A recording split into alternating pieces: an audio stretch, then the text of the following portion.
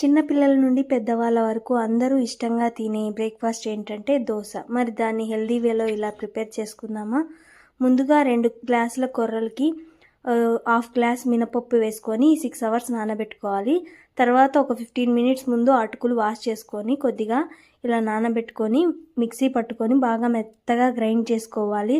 ఈ బ్రేక్ఫాస్ట్ అనేది బియ్యంతో కాకుండా చాలా హెల్దీగా మనం ఇలా కొర్రలతో ప్రిపేర్ చేసుకోవచ్చు.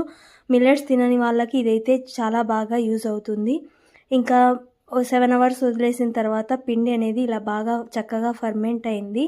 అందులో సాల్ట్ వేసుకొని కొద్దిగా వాటర్ వేసుకొని ఇలా దోశగా వేసుకోవాలి అన్నమాట. ఈ దోశ అనేది టేస్ట్ సేమ్ బియ్యంతో చేసుకున్న దోశ ఎలా ఉంటుందో అలాగే ఉంటుంది. కాకపోతే ఇది 2 డేస్ కంటే ఎక్కువ నిల్వ ఉండదు. ఫ్రిడ్జ్లో పెట్టినా కూడా పులుపు ఎక్కుతుంది.